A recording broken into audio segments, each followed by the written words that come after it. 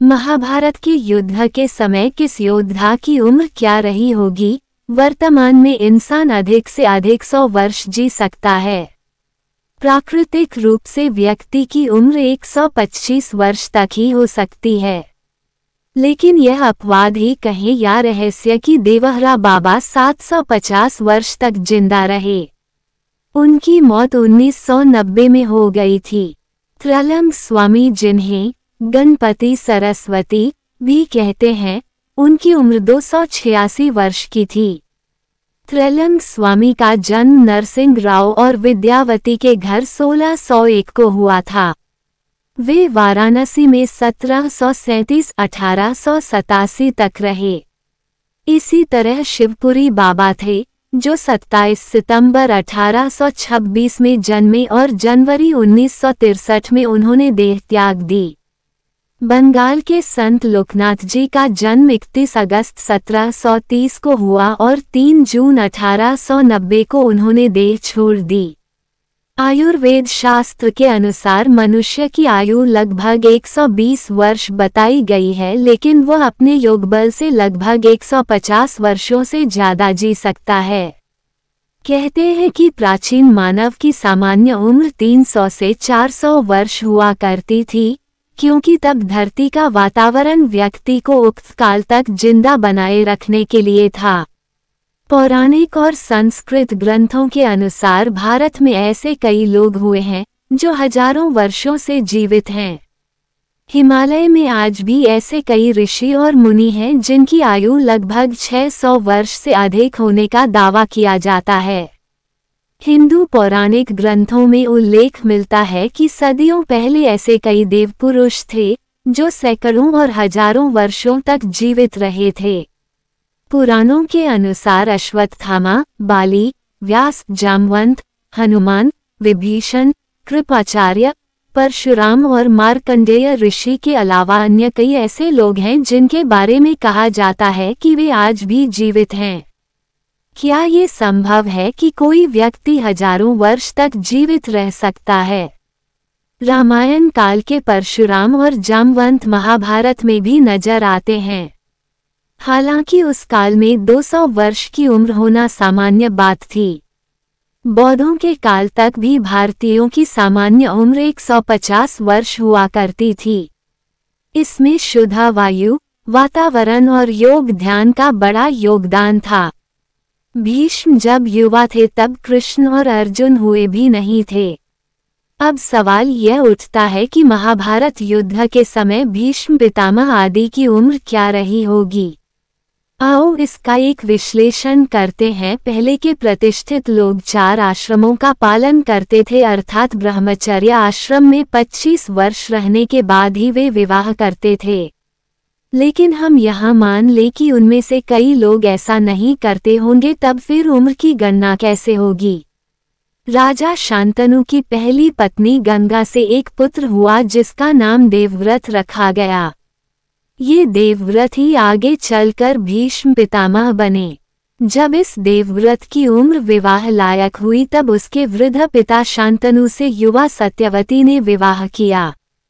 हम मान लेते हैं कि तब देवव्रत की उम्र 22 वर्ष तो रही होगी। मतलब शांतनु का द्वितीय विवाह भीष्म के 22 वर्ष की आयु में हुआ था। अब शांतनु और सत्यवती के 2 पुत्र हुए, एक चित्रांगद और दूसरा विचित्रवीर्य। विचित्रवीर्य के बालपन में ही राजा शांतनु का देहांत हो गया था। तब भीष्म ने अपनी प्रतिज्ञा के अनुसार अपने सौतेले भाई चित्रांगद को राजगद्दी पर बिठाकर शासन किया। जब चित्रांगद बड़ा हो गया तो उसे राज्यभार सौंप दिया। उस वक्त निश्चित ही चित्रांगद की उम्र 20 वर्ष रही होगी, अर्थात चित्रांगद के जन्म के पूर्व भीष्म की आयु 22 वर्ष थी, तो उसके बड़े होने पर 22 + 20 = 42 वर्ष रही होगी।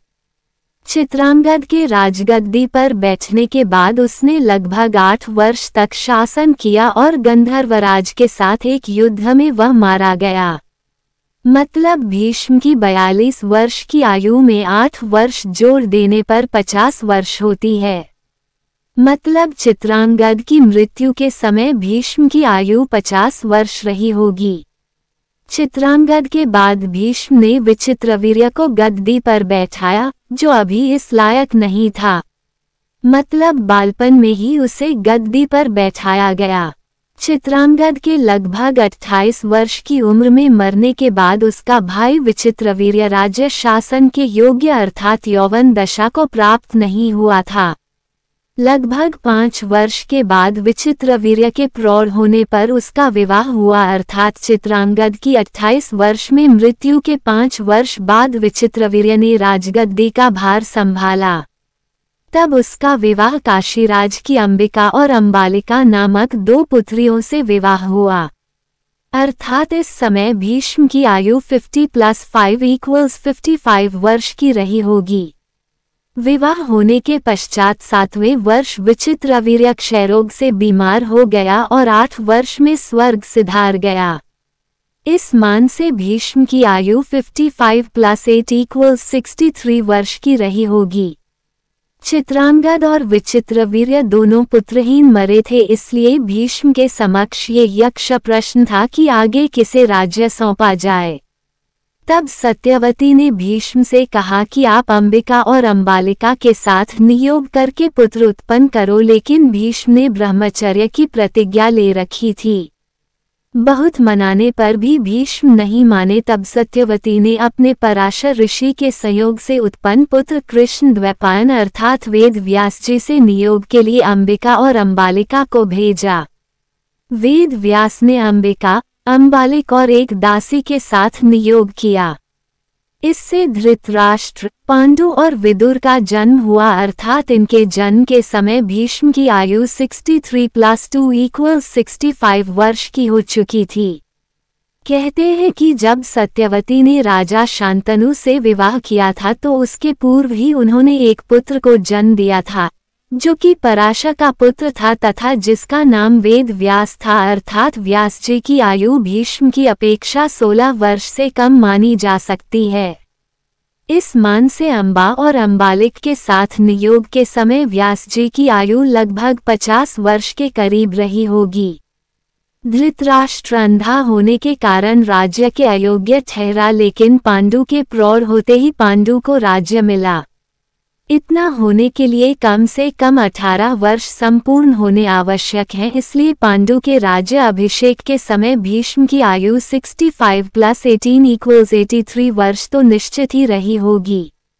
राजा पांडु ने 10-12 वर्ष अच्छी प्रकार राज्य किया था, जिसके पश्चात उनको क्षयरोग होने के कारण वे हिमालय की पहाड़ियों में जाकर रहने लगे और फिर ऐसे में धृतराष्ट्र को राजगद्दी मिली। उस समय भीष्म की आयु 83 + 12 = 95 वर्ष के लगभग रही होगी। इसके पश्चात 4-5 वर्षों की अवधि में युधिष्ठिर और दुर्योधन आदि का जन्म हुआ अर्थात 5 पांडवों के जन्म के समय भीष्म लगभग 100 वर्ष की आयु को प्राप्त हो चुके थे। युधिष्ठिर और दुर्योधन की आयु में लगभग 1 या 2 वर्ष का ही अंतर प्रतीत होता है। पांडव विद्या प्राप्त करके जब यौवन दशा को प्राप्त हुए तब दुर्योधन आदि कौरवों ने शकुनी के साथ मिलकर लाक्षागृह में पांडवों को जलाने की योजना बनाई, परंतु पांडव बच गए। उस समय युधिष्ठिर की आयु 20 वर्ष के लगभग तो रही होगी अर्थात भीष्म की आयु भी 100 + 20 = 120 वर्ष से कम न रही होगी। इसके पश्चात प्रायः 10-12 वर्ष तक पांडवों को कष्ट झेलना पड़े। बाद में कुछ राज्य देने की बात हुई। तब उस समय युधिष्ठिर की आयु कम से कम 32 वर्ष की और भीष्म की आयु 132 वर्ष की मानी जा सकती है। इंद्रप्रस्थ मिलने के बाद पांडव राज्य करने लगे। लगभग 25 वर्षों में पांडवों ने दिग्विजय करके राज्य वैभव बहुत बढ़ाया और राजसूय यज्ञ किया। इस समय युधिष्ठिर की आयु 57 और भीष्म की आयु 157 वर्ष की हुई थी। राजसूय यज्ञ में पांडवों के वैभव और ऐश्वर्य को देखकर दुर्योधन के मन में कटुता उत्पन्न हुई और उसने उनका राजपाट छीनने के लिए एक कपट की रचना की। द्यूतक्रीड़ा में हार होने से पांडवों को 12 वर्ष का वनवास हुआ और 1 वर्ष अज्ञातवास हुआ।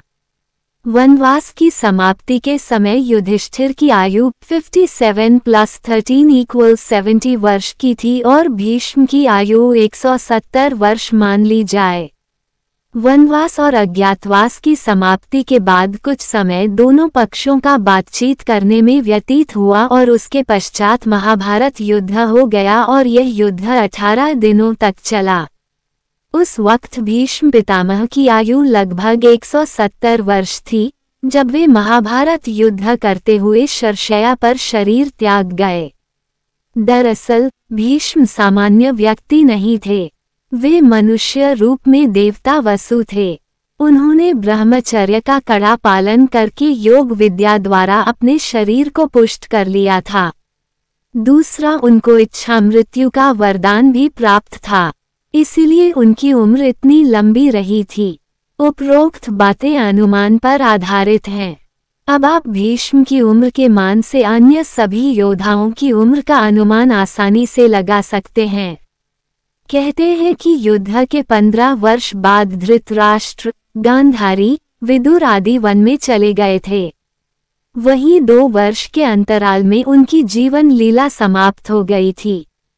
शोधानुसार महाभारत का युद्ध 22 नवंबर 3067 ईसा पूर्व हुआ था। तब भगवान श्री कृष्ण 55 या 56 वर्ष के थे। हालांकि कुछ विद्वान मानते हैं कि उनकी उम्र 83 वर्ष की थी। महाभारत युद्ध के 36 वर्ष बाद उन्होंने देह त्याग दी थी। इसका मतलब 119 वर्ष की आयु में उन्होंने देह त्याग किया था। आर्यभट्ट के अनुसार महाभारत युद्ध 3137 ईपू में हुआ। पुराणों के अनुसार श्री कृष्ण की आयु 125 वर्ष बताई गई है, जबकि ज्योतिषियों के मतानुसार उनकी आयु 110 वर्ष थी। ज्योतिषियों के अनुसार कलियुग के आरंभ होने से 6 माह पूर्व मार्गशीर्ष शुक्ल 14 को महाभारत का युद्ध का आरंभ हुआ था, जो 18 दिनों तक चला था। कलियुग का आरंभ श्री कृष्ण के निधन के 36 वर्ष पश्चात हुआ। इस युद्ध के समय अर्जुन 55, कृष्ण 83 और भीष्म कम से कम 150 वर्ष के थे। इन लोगों की उम्र के मान से ही अन्य सभी योद्धाओं की उम्र का अंदाजा लगाया जा सकता है। जैसे अर्जुन से युधिष्ठिर और दुर्योधन लगभग 2 साल बड़े रहे होंगे। भीम, सहदेव और नकुल 2 साल छोटे रहे होंगे। इति महाभारत कथा।